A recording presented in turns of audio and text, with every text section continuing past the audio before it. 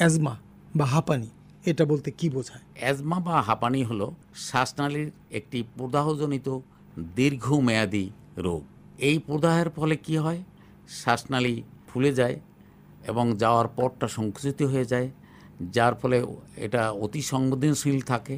ফলে কি হয়, আক্রান্ত ব্যক্তি হঠাৎ করে হাঁচি কাশি শ্বাসকষ্ট হয়ে বুকে চাপ বোধ হয় এবং অবস্থা বুঝে এটা মাইল্ড মডারেট সিভিয়ার অনুসারে অনেক শ্বাসকষ্ট হতে পারে এবং বুকে শাঁসা শব্দ হতে পারে।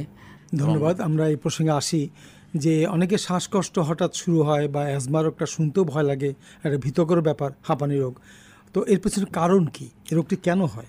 অল্প বয়সে মানে 40 বছরের নিচে যাদের বয়স এদের বেশি হয়। এরা অ্যাটোপিক মানে সংবেদনশীল, অতি সংবেদনশীল যারা থাকে তাদেরই হয়, যেহেতু সকলের তো হয় না। এটা প্রদাহজনিত কারণে শ্বাসনালীর সংবেদনশীলতা বেড়ে যায়, ফলে ঘন ঘন কাশি হয়, শ্বাসকষ্ট হয়। এখন খুব কম পার্সেন্টেজ, দ্যাট ইজ শতকরা 10% বংশগত কারণে হতে পারে, যেহেতু বাবা মা বা দাদা দাদি এদের ছিল, নানা নানির ছিল, এর থেকে হতে পারে, কিন্তু এটা খুবই পার্সেন্টেজ কম।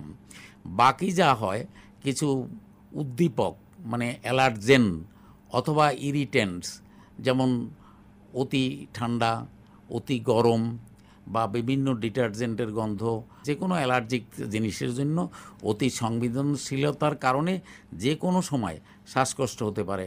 যারা রোদ বৃষ্টি ঝড়ে কাজ করেন, রোদে পুড়ে বা শীতকালিতে কাজ করতে হয়, তাদের সহজেই হয়। জি, ধুলোবালি রয়েছে, ধূমপান করছে, তার ধোঁয়াটা অন্যকে আক্রান্ত করছে, সব মিলিয়ে অনেক খাদ্যের কথা বলেন, কিন্তু খাদ্য নাকি খেলে হাঁপানি বেড়ে যায় বা হাঁপানি হতে পারে, আপনার মন্তব্য কি? কিছু খাবার অনেকের এখন বিভিন্ন খাবারে বিভিন্ন সময় বিভিন্ন জনের হতে পারে এবং সিভিয়ারিটি হতে পারে। আমরা এখানে অ্যালার্জেন টেস্টও করি, কিন্তু টেস্টে দেখা যায় 10টা 20টা 15টা এরকম সেন্সিটিভ আসে। সেক্ষেত্রে আমরা বিপদে পড়ি।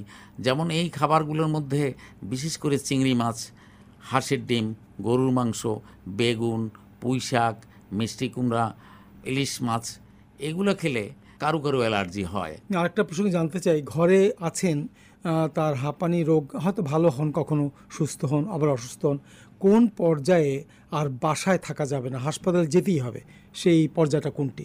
এই হাঁপানি রোগে আপনি যদি অল্প সর্দি কাশি থাকে এবং কোনো জ্বর না থাকে, আপনি সহজে শ্বাস নিতে পারছেন, এমন হলে আপনি ঘরে বসেই চিকিৎসকের পরামর্শ যদি আগে নিয়ে থাকেন, সেই চিকিৎসা নিলেই হবে।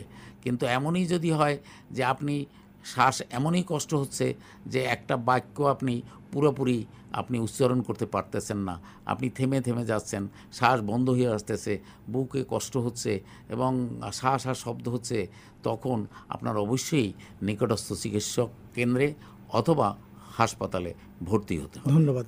আমরা আর একটা প্রসঙ্গে আসি, এটার প্রতিকার বা চিকিৎসা, কিন্তু বারবার আক্রান্ত হচ্ছেন, তাহলে ব্যবস্থাপনা কি করা যায়? এটা আপনাদের সবারই জানা, যেহেতু প্রতিকার, আপনারা সবাই জানেন যে prevention is better than cure.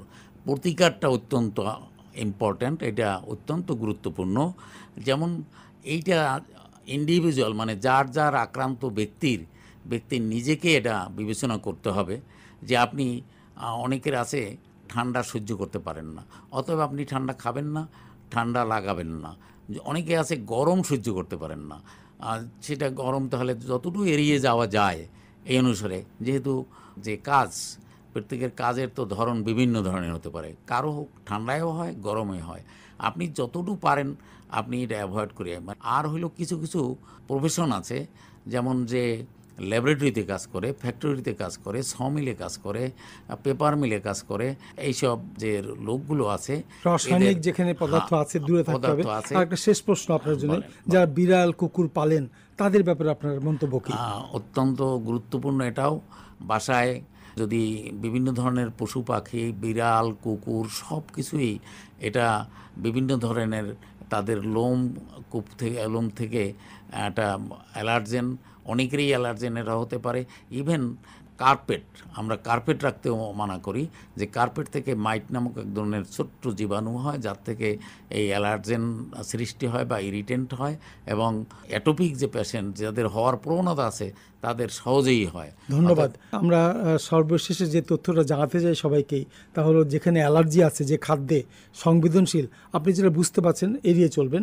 অন্যদিকে যতটুকু পারেন প্রশান্তিযুক্ত জীবন, চিন্তামুক্ত জীবন জীবনের জন্য খুব প্রয়োজন।